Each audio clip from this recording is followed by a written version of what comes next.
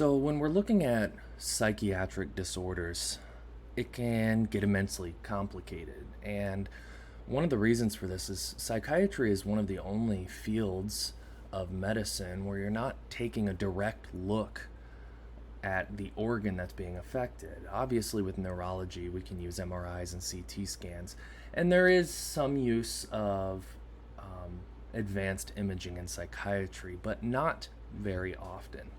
And so, we're using tools and clinical diagnoses without a whole lot of evidence other than following certain trends related to psychiatric disorders outlined in the DSM 5. I'll be honest with you, I'm not a psychiatrist, and most of the time I use my intuition, my morals, my intuition, my empathy for others to kind of tease these things out. Most of the time, that works pretty well, but in very complicated states, it's very important to tease the different things because anxiety can be a manifestation of uncontrolled ADHD. It can also manifest as a external, major depressive disorder. Sometimes you get psychosis with depression. So it's important to kind of find the root cause of what's going on. Is it situational? Did somebody just start a new job they hate? And it's important to recognize that stress and anxiety tend to make any mental health condition worse. And in the context of psychiatry, pain is a mental response, right? There's emotional suffering other than physical pain. Some people can push through pain, it seems, and they're more resilient than others. And why is that? And that has to do with the processing of pain through our through our mentality, through our thinking, through our mental health system. So I think it's important to kind of look at the anatomy of psychiatry. And you're like, oh, it's just the brain. But there's a lot of things going on. We know the medulla oblongata is our primal it is our primal alligator brain, right? It does our autonomics. It is the center for breathing and blood pressure and heart rate. These things happen automatically. It is our essential life function. There's really not much going on there, but it's our lizard brain.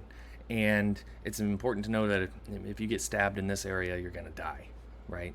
And then the next thing we have is the pons, which links that old lizard brain to the newer structures above.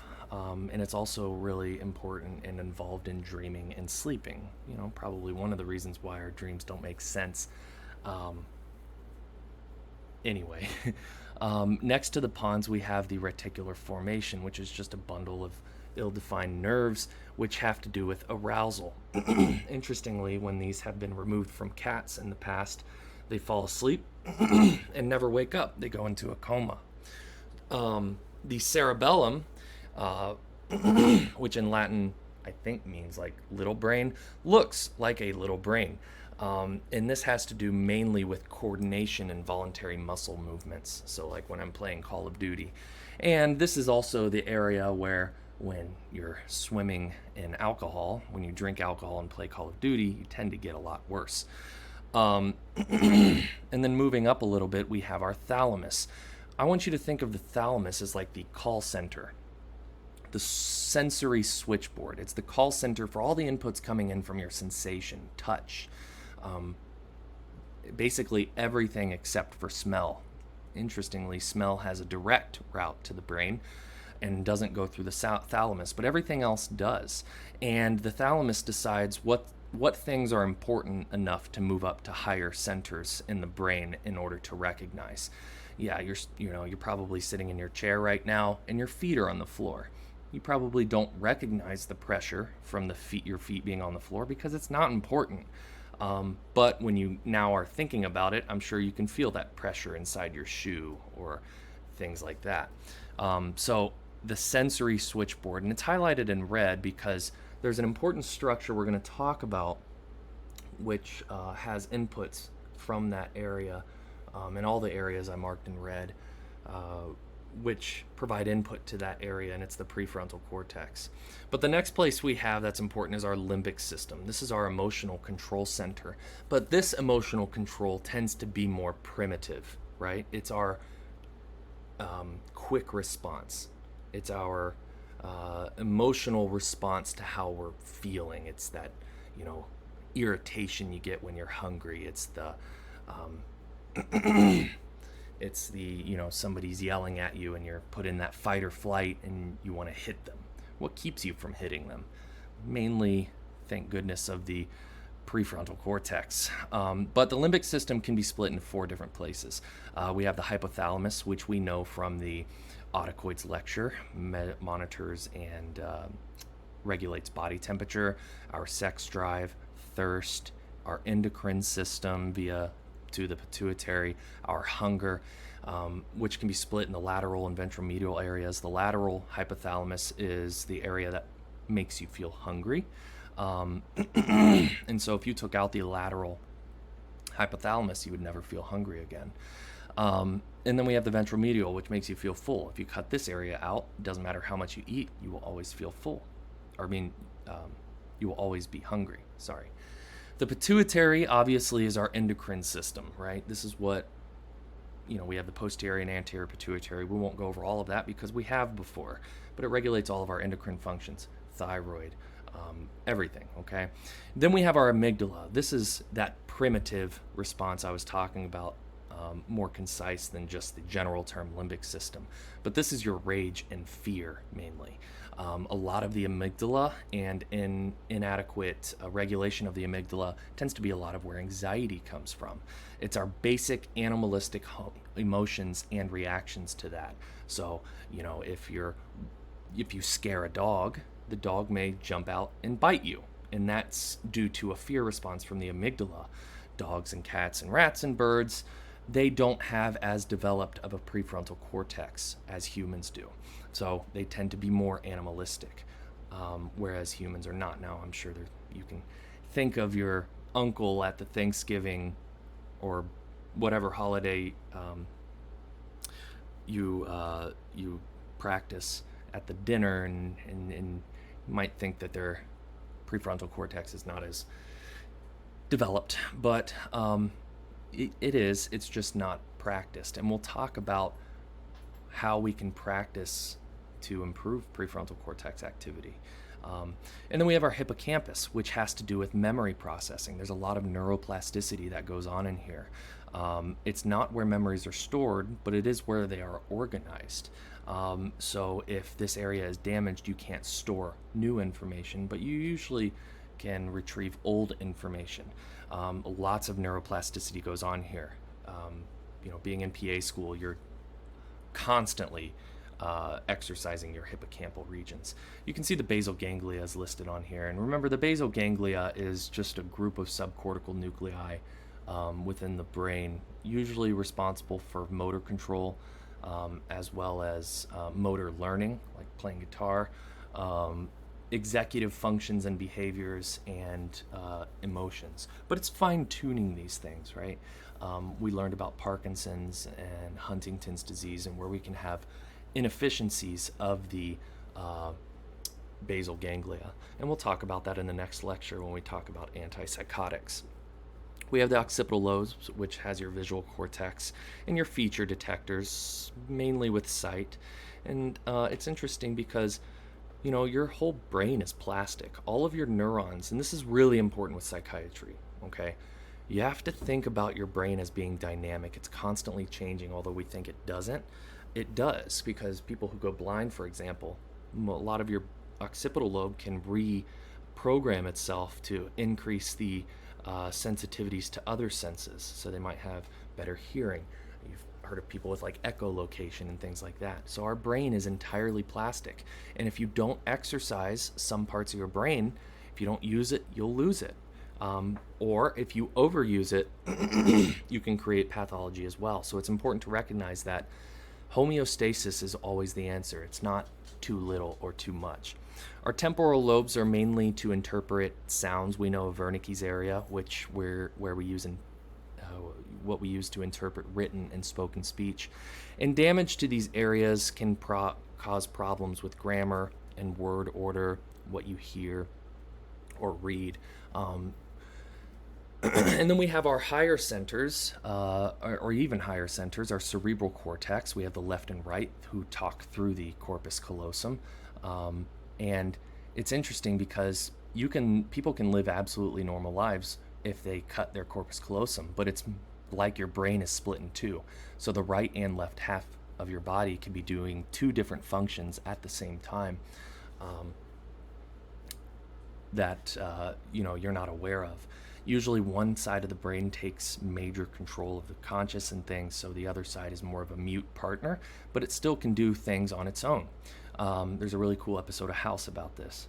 But the left is more associated with logical, and it controls the right half of the body. The right is more creative. The studies on that aren't absolutely impressive to me. I don't know how substantial that is, but that's kind of the folklore of it. But then we have our frontal lobes, and this is really important, especially the prefrontal cortex, a subsection of that. The frontal lobes and the prefrontal cortex is what separates us from animals. This is where we manage emotional control. This is where we have abstract thought through delayed fire neurons, which can stay active even if there's no sensory input. So like, this is where you can come up with images in your mind that aren't going on right in front of you, where you can design and be creative. This has to do with planning, like for the future. This is where our thinking, that voice in your head is, and where our personality comes from as well. The left frontal, we know, is Broca's area, which has to do with movements of mouth and speech, and the rear frontal is the motor cortex, which has to do with all of your voluntary movement, like to your breathing, to your lungs. We know the lungs are mainly regulated by the lizard brain and things, but you can take voluntary control of your breathing. But thank God we have our lizard brain to breathe for us when we're not thinking about it. And then we have our parietal lobe, which is our somatosensory cortex, routed through the thalamus, right, through the switchboard, for our touch sensation. And we have our angular gyrus, which has to do with complex language and numerical interpretation. So all of these places are connected together. So it's very ill-defined areas. Everybody's a little bit different. But let's take a closer look at the prefrontal cortex, because most mental disorders are going to be caused by dysregulated circuits within the prefrontal cortex. It's going to be dysregulated either by pathology, by anatomical pathology, or physiopathology or pathophysiology. Your guys' favorite, especially from me. But schizophrenia, bipolar, substance abuse, OCD, PTSD, autism, ADHD, the cognitive components of like Huntington's or Parkinson's, frontotemporal dementia and Alzheimer's, and traumatic brain injuries, including, because concussions are considered a mild TBI, including concussions. And they're split into different areas depending on what they do, the dorsolateral, orbital frontal, and ventromedial, with the lateral and medial being the most important when it comes to mental health conditions. And so the prefrontal cortex is our newly evolved higher functioning center of the brain. It regulates the highest order of cognitive functions from top-down regulation. So it does top-down regulation of emotion. So although you're very hungry and you're sitting at McDonald's and you got no money and there's somebody sitting beside you with a big old juicy cheeseburger, your prefrontal cortex says probably not a great idea to kill that person and take their food. Thank you, prefrontal cortex. Although the bears and lions within McDonald's may not have the same development of their PFC as we do. And it's interesting because connections tend to mature by 20 to 30 years old in humans. So our prefrontal cortex is still maturing, although I just hit 30, so mine's pretty much there. But yours is not. So you still have a lot of neuroplasticity involved in your PFC. But changes in gray matter of PFCs during adolescence and development may be the reason why a lot of mental disorders tend to start in adolescence or in your 20s and things like that, including schizophrenia. Okay, and the prefrontal cortex takes a lot of input by a lot of places, but one of the major places tends to be from that switchboard, that sensory switchboard from the mediodorsal nucleus of the thalamus. Okay, so it's interesting because this is the area of the brain where we are generating mental depictions in the absence of sensory information. Like I said, you can think about something that's not actually occurring right in front of you. It's the basis for our abstract thought, working memory, language, like symbolic language. It's the basis for flexible decision making. You know, your limbic system, your primitive brain structures are telling you to steal that food from the guy at McDonald's, but your prefrontal cortex decides to do top-down regulation. It is the executor, it's the president, like the president of the United States. It's the executor to tell you and make you flexible in deciding, okay, probably shouldn't steal that person's food and kill them or whatever. And there's a lot of things going on, like regulating thought, planning for the future, attention, so an ability to concentrate and filter out non-important information. Very important in patients with autism who can't necessarily filter out their entire world, and they get sensory overload. Same with ADHD, not able to filter out the unimportant things of what you're trying to do, including organization and multitasking. Action, like impulse control. When somebody yells at you, you probably shouldn't immediately punch them. You probably shouldn't immediately take advantage of somebody. You should have impulse control. You should try not to smoke or drink too much alcohol. Emotional regulation, like logically responding to a distressing situation, and having appropriate social behavior, like trying not to laugh at a funeral. It's where your moral conscience is, and empathy comes from, able to put yourself in somebody else's shoes. Metacognition.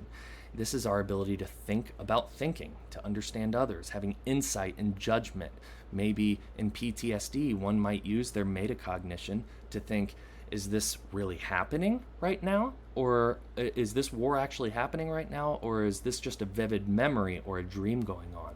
So you could see how damage or pathology going on in a patient with PTSD, they might not know that a war isn't actually happening when they hear a firework go off. They think it's a bombing or something, and that has to do with rerouting from the prefrontal cortex back to the primitive structures, which we'll talk about. Metacognition is very fragile in mental disorders, like having the insight of knowing that you need treatment. A lot of eating disorders, they don't think they need treatment. Personality disorders, they don't think there's something wrong. Kanye West with his bipolar disorder, he doesn't think that there's a problem, although I'm sure when he's on his medications, he realizes that that's the case. But we'll see that when we're too stressed, or when these circuits aren't working, or we're too depressed, our prefrontal cortex actually goes offline. Essentially, it decreases in function. So let's talk about some different parts of the prefrontal cortex. We have the dorsolateral prefrontal cortex, and this is where our more abstract thinking occurs. The more rostral you go, so rostral would be forward, caudal would be backward. This is what regulates our external state, the outside state. So this is where we get working memory, attention, action, planning, organization, insight, judgment. And it takes inputs from sensory inputs via, let's say, the visual region from the occipital lobe, or maybe we're hearing things from the temporal lobe, and it brings it into the prefrontal cortex, and the prefrontal cortex decides what's important and how to act with it. Okay, it's able to project neurons back to the sensory inputs, as well as influence motor output related to what we need to do next. So motor output to the motor cortex. So if you let's say you touch a hot stove, most of that's a reflex though, but let's say you're thinking about grabbing that guy's cheeseburger at McDonald's, and it's sending here, and then you decide to do it. So the prefrontal cortex says, okay, go ahead. Um, then it sends inputs to your motor cortex to do those things. So you can see how important the prefrontal cortex is to managing what you should and shouldn't be doing. And it also has connections with subcortical nuclei like the thalamus, so it's such as attention negating. So what's important sensory, because remember the thalamus is the switchboard for the sensory. So what's important to not send back to us. I don't care that you can feel pressure on your foot, but we're trying to listen to a lecture right now. The caudate and subthalamic nuclei, so these alter subconscious habits, little tics or the fidget spinners and things that you need to do in order to listen. Shake your leg up and down really fast while you're listening to this lecture and things like that. We have a connection to the cerebellum, our coordination center, via the pons, and this helps to regulate thought. We have the brainstem, which tends to activate motivation and arousal when you need it, so like listening to this lecture, and the hippocampus for recalling and encoding long-term memories while you're listening to this lecture and replaying those memories later when you decide to start studying. And then we have the orbital and ventromedial prefrontal cortex. This is going to be what regulates our internal state, our emotion, our rewards, our punishments. And it takes inputs via the limbic system. Remember, the limbic system is where our general primitive emotional responses come from. If we didn't have the prefrontal cortex, we would kill the guy next to us and take his McDonald's. But it takes your prefrontal cortex, the orbital and ventromedial, take these limbic inputs, evaluates them, as well as the emotional association. Now, if you were starving and you haven't eaten for 3 weeks, your prefrontal cortex might decide to kill the guy and take his food. But if it's only been a couple of hours, well, then maybe not. And it also can take, the orbital side can take sensory inputs from taste and smell to create flavor, that palatable, nice flavor, that rewarding flavor you get from a large pizza or a double quarter pounder with cheese, large fry, and a Diet Coke, because the Diet Coke at McDonald's hits different. I don't care what anybody says. And then the medial prefrontal cortex takes in visceral, so visceral is like organs, and sensory pain inputs and converts them into emotional suffering. So when you're having irritable bowel syndrome and your visceral churning of your stomach, it might turn it, like before an exam, then it might turn it into an emotional suffering component and pain, which, is negative stimulus you try to get away from. So these are really interesting things. So when you're at the restaurant and your food is coming, you thank your orbital prefrontal cortex for making you really excited when that food is coming. But when you're taking that last bite, the orbital side actually turns off and it becomes almost disgusting. So when you're burping up the beer and fajitas you just ate later and you're like, oh, I shouldn't have done this. And that's because your orbital prefrontal cortex decided to go offline as you eat and satiate yourself. Okay. What else? We have medial outputs. So just like we had on the other side, we have inputs from from different areas, but we also have outputs. And the medial outputs tend to go back to the limbic system for the control of the autonomics, to regulate, your heart rate and, how you should be, feeling and things like that. And then the regulation of the emotional state. And this output is really important, especially in an area called Brodmann's area 25, which sits right here. And Brodmann's area 25, when it's activated, okay, it potentiates mental suffering. It makes mental suffering much worse. And studies have shown that overactivation is associated with severe depression. And interestingly, serotonin is a major inhibitor of BA25 activation. One of the reasons why SSRIs tend to work really tend to be first line for a lot of major depression. And interestingly, BA25 tends to be really underactive in those in the manic state of bipolar disorder. When they're in a mania, they're in an exceptionally high mood where they feel really good, but to the point where it's causing pathology, where they're spending too much money or having promiscuous sex and things like that. Okay, so Again, it's important to not have overactivation or underactivation of these areas. And it's important to note that all of these different brain structures talk to each other using various neurotransmitters, which we'll look at soon here. So, like using information of pain to alter movement, like when you're going to touch a hot stove. Should I touch it? No, no, I'm going to do it anyway, and pulls you back.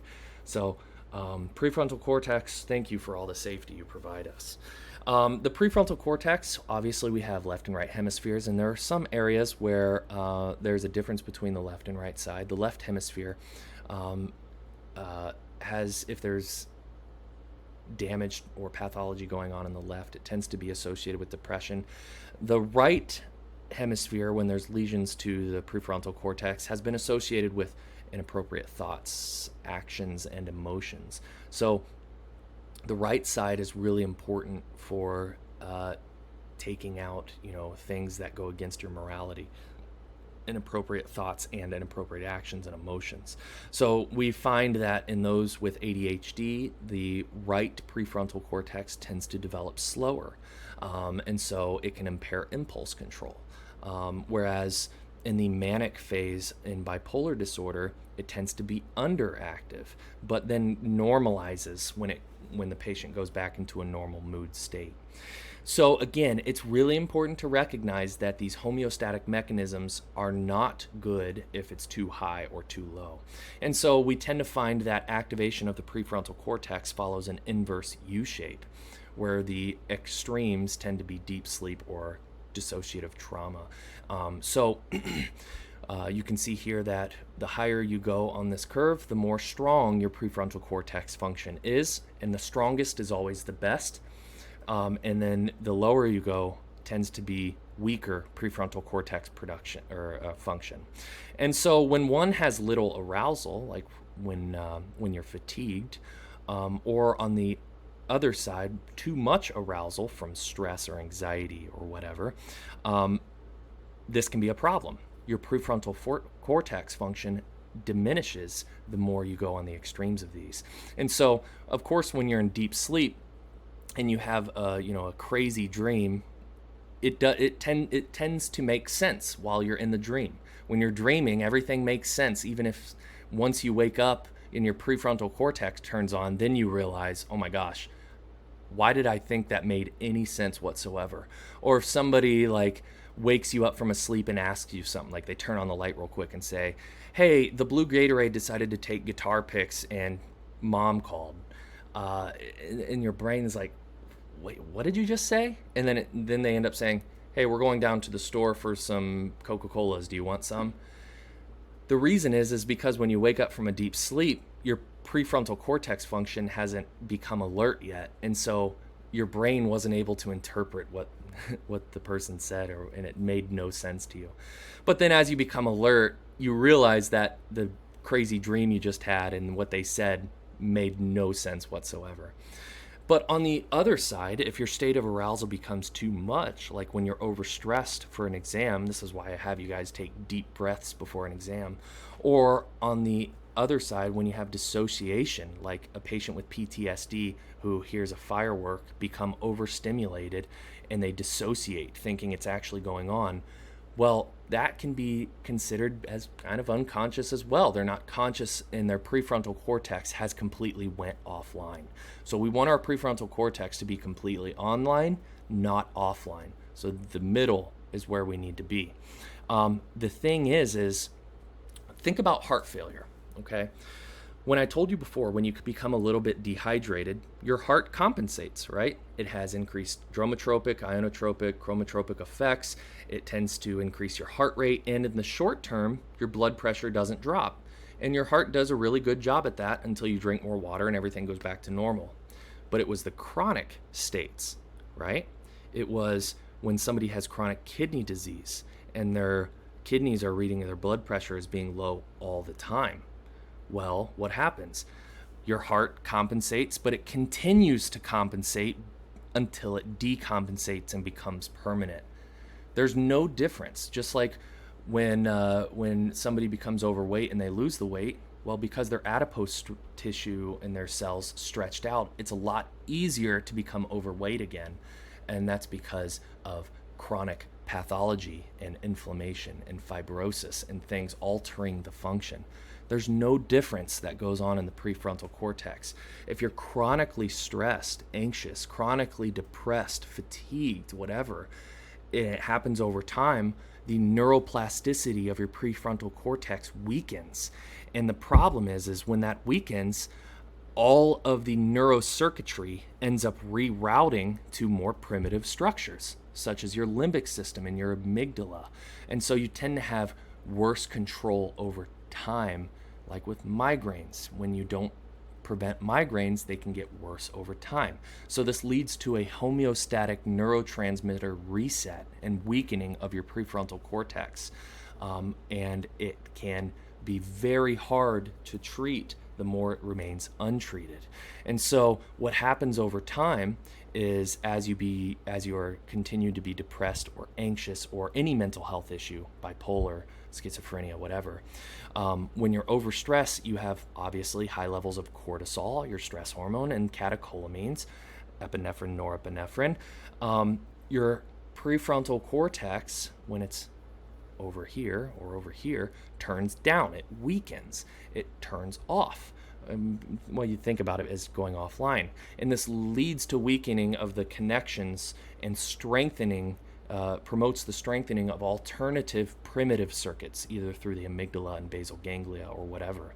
And this leads to responding more primitively. So when your prefrontal cortex is good, you tend to be more reflective. So when you're a child and you do something bad and your prefrontal cortex is working and developing, you learn from your mistakes. You reflect on, okay, I shouldn't take this guy's food from McDonald's. It's okay. But with the constant chronic nature of being stressed or fatigued, you tend to reroute more of your circuitry through primitive responses, and you go from being reflective to more reflexive. Okay, I'm taking this guy's food, I'm killing him. Okay, obviously those are gross overestimations, but you get the idea. So the more stressed, depressed things you are, yeah, you're going to be more irritable. Makes sense. You're going to be more quick to judge. You're going to be more quick to respond and things like that. And that's pathologic because your prefrontal cortex is not functioning at maximum capacity. And these tend to be unconscious. You react right away. You don't even think about what you're about to say. You just say it. And yeah, you can hurt people doing that with words and actions and things like that. And so it's important to recognize that we need to fix this pathology, or at least promote a more increase in prefrontal cortex function. And there's a lot of different neurotransmitters involved in the function and processing of the activation of your prefrontal cortex. Here we're going to be looking closely at the ventromedial prefrontal cortex. But you can see that lots of inputs from the locus ceruleus, from the dorsal raphe nuclei, from the ventral tegmental area, from the hippocampus, from the thalamus, from the amygdala. All of these have inputs on the prefrontal cortex to activate it. So the locus ceruleus uses norepinephrine to activate it. These are all excitatory neurotransmitters. So excitation, glutamate is in black here. Dopamine from the ventral tegmental area from excitation, serotonin excitation. I want you to recognize that if I were to label all the different neurotransmitters and pathways, it would be horrible. These are just a brief overview. This isn't everything that's going on, and I want you to know that. And sometimes you might think things are a little bit contradicting, and that's because we didn't dive into the pathophysiology as much as possible. And it's important to know that when we have inputs to the prefrontal cortex, all of the neurons that extend that use glutamate also have GABA inhibitory interneurons. We've talked about interneurons in the past. GABA is our main inhibitory neurotransmitter. And so, although we have activation via glutamate going on here, we also have GABA inhibitory interneurons to regulate how much activation is going on. Obviously, we don't want to overactivate, right? But we also don't want to underactivate. And outputs from the medial prefrontal cortex go back to all these areas to feed back and deliver what needs to be delivered next, and information and constant circuitry and things going on here. And then we have glutamate and GABA back to the nucleus accumbens as well. And we recognize that low amounts of any of these excitatory neurotransmitters can lower the activation of the prefrontal cortex. Okay, so if we have a deficiency in norepinephrine or dopamine or serotonin or glutamate, then this leads to decreased activation of the prefrontal cortex and alternating to primitive pathways. Same thing if we have over activation of these things. Similar things can happen. And it's not like anxiety means overactivation. When we go back to this slide, it doesn't mean anxiety's over here and depression's over here. Anxiety and depression are two sides of the same coin. And they can be very hard to tease out from one another. So it's important to recognize these pathways because this is how a lot of our medications are going to work. But there's one important thing that I want to talk about a little bit further when it comes to glutamate, okay? Because we've heard of glutamate as its receptor as being the NMDA receptor. But let's take a closer look at this because glutamate has more than one receptor, okay? So let's zoom in on this area of where we have a GABA inhibitory interneuron and a glutamate excitatory neuron extending to the prefrontal cortex. And so we have our inhibitory interneuron on this side, we have our prefrontal cortex postsynaptic neuron here, and then we have our presynaptic glutamate excitatory neuron extending from, well, in this case, extending from the amygdala, but it can be from anywhere that glutamate is extending from. So interestingly, glutamate has two receptors that it uses in the brain. It has an NMDA receptor, okay? And we see the NMDA receptor being here on the GABA inhibitory interneuron. And then it has an AMPA receptor. And AMPA just means alpha amino 3 hydroxy 5 methyl isoxazolepropionic acid receptor, just AMPA, okay? I can't even pronounce it. Isoxazolepropionic acid, whatever. So the thing is when we get excitation, we'll say from the amygdala in this case, we have excitation, and what happens? We get a release of glutamate, exocytosis of glutamate out into the synaptic cleft. But we know it's not like excitation and inhibition are going on at separate times. A lot of these things are going on at the same time. It just depends on the frequency of it. So you can see here that, at this various neurotransmitter or the synaptic cleft, this site, we have some inhibition coming in, we have some excitation coming in. So we get a release of glutamate, and we get a little bit of release of GABA as well, okay? And so what goes on here? So we know that it's moving through. We know GABA can attach to the GABA A receptor, and it's an inhibitory neuron. So although we still have all this excitation coming in, when it attaches to this receptor, it prevents exocytosis of further glutamate. So this regulates how much glutamate is being produced out into the synaptic cleft. It decreases the overstimulatory effects. Great. That's working really well. But we know that glutamate can attach to the AMPA receptor and excite it and promote neurotransmission on the postsynaptic side. But glutamate has another receptor. It has the NMDA receptor as well. And when it attaches to the NMDA receptor, it promotes exocytosis of further GABA inhibitory inhibitory neurotransmitters. And so it helps increase the amount of GABA to shut this down even more. This is all regulatory. This is normal, okay? This is constantly going on. Both of these neurons are firing constantly, and inhibitory interneurons, they're there just to regulate, okay, to prevent too much glutamate or whatever. But the problem comes in depression, okay? In states of depression or really high stress, glutamate levels are reduced, okay?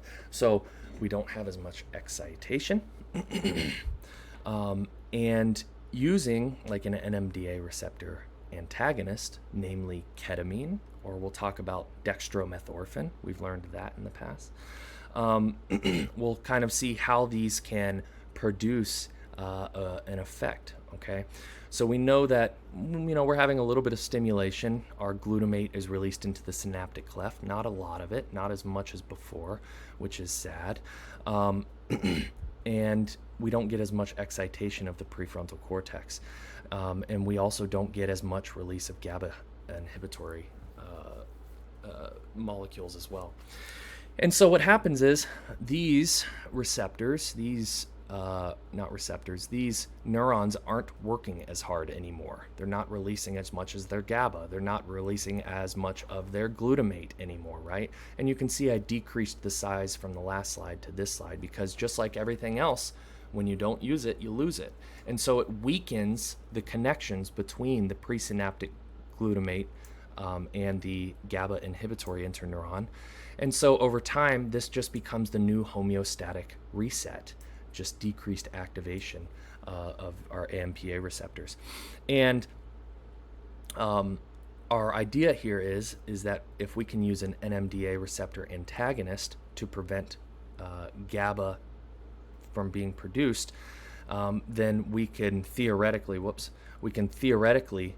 let more glutamate out during every excitation because we won't have the GABA influence on it anymore.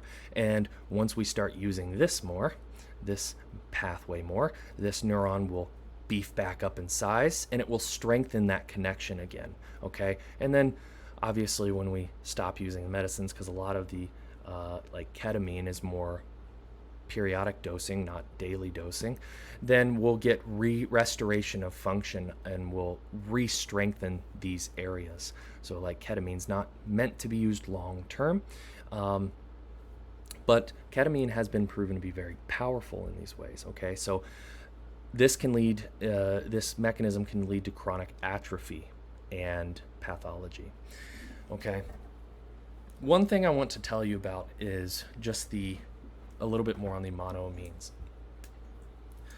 We have to have these in perfect ratio in order for our prefrontal cortex to function properly. And what I want you to think about when you think about serotonin is serotonin tends to be the molecule that makes you feel happy in the moment, happy where you are right now. Interestingly, in rats that had like dopamine receptor knockout mice where they don't have dopamine receptors anymore and they don't use dopamine and can't use it anymore, their motivation goes away, and it's namely their motivation to eat. So what happens is when you set the food right beside the rat and they still have these other mechanisms going on, they'll eat it and they'll survive.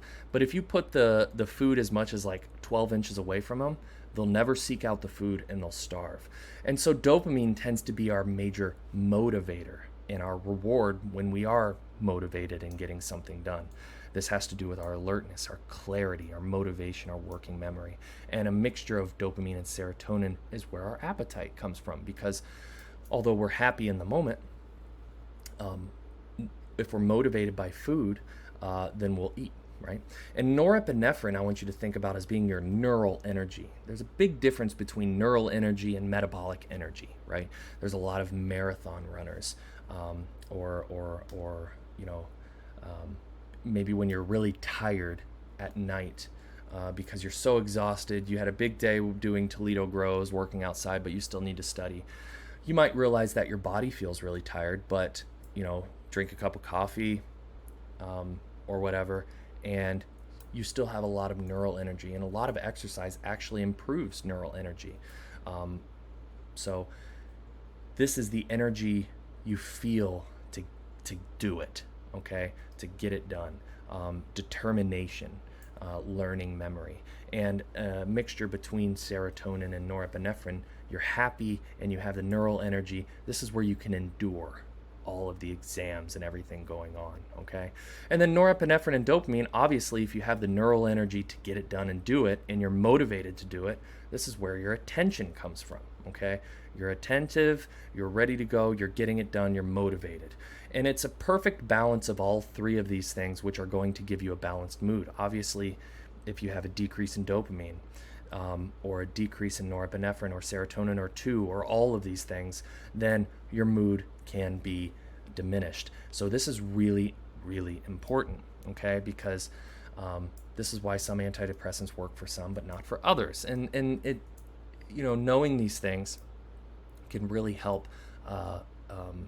settle these things in a little bit more as far as how the drugs work and why they're working, things that work, how they're doing it, and how complicated mental health is, okay? It's not just you're happy or you're sad. No, it's a lot of different things providing 20,000 different outputs that give you the overall conscious sensation of feeling happy or sad, okay? And recognize that there are more hypotheses, than just the monoamine and the glutamate hypothesis, okay? The first one here we've already discussed a little bit. We'll discuss a little more. But then we have the neurotrophic hypothesis and the neuroendocrine hypothesis. And we know this because certain hormones can produce neurogenesis and growth in areas and support brain equality. The neuroendocrine hypothesis, we know that hormone deficiencies can cause depression, thyroid hormone, sex hormones. Let's look at these a little bit closer. So we talked about the monoamine hypothesis, and so we won't go over this again, but you can read over this slide. But the neurotrophic hypothesis, we have a certain factor in our brain that's produced, brain-derived neurotrophic factor, and this factor is very critical in regulating neuroplasticity. Okay, resilience, neurogenesis. It's very healthy for the plasticity of our brains, which is dynamic, right? And it's especially important in places like the hippocampus. We know patients that are depressed tend to have a decrease by up to 10% in BDNF, and antidepressants help increase this amount of neurotrophic factor, BDNF, and that has to do with resetting the normal balance of things, okay? We can see that inputs by BDNF itself, monoamines, glutamate, other things, tend to promote CREB, which is the enzyme for producing BDNF, for increasing strengthening of neural connections. And interestingly, glucocorticoids like prednisone, cortisol, the stress hormone, can diminish BDNF. And this is where we get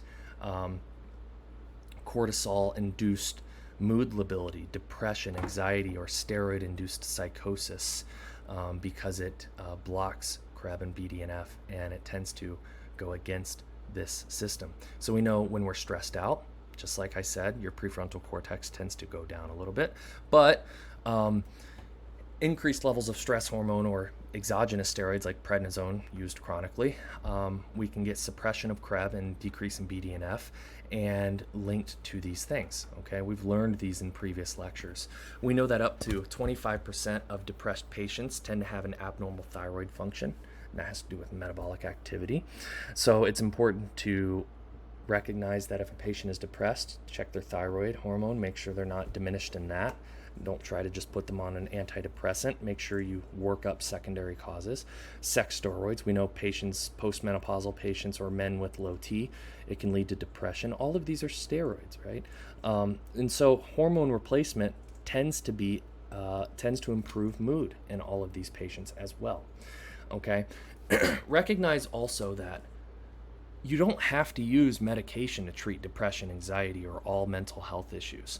Lots of cognitive behavioral therapy are natural methods to reroute those circuits back to the prefrontal cortex and improve symptomatology, okay, to bring you back to that center homeostatic point, okay? We have cognitive behavioral therapy, psychotherapy, somatic therapies, electroshock therapy. Actually, electroshock therapy, which you provide a shock to the scalp and it induces a 20 to 30 second long generalized seizure. It's shown to be about 50 to 90% effective in treating depression after one treatment. Although you're inducing a 30-second long generalized seizure, so it's kind of like the old turn it off and turn it back on again method, which, dad's always told me to do that, and it's worked a lot of the times. And there's even some research going on with the use of phencyclidine, PCP, psilocybin, and ketamine showing promise in the treatment of depression as well. Okay.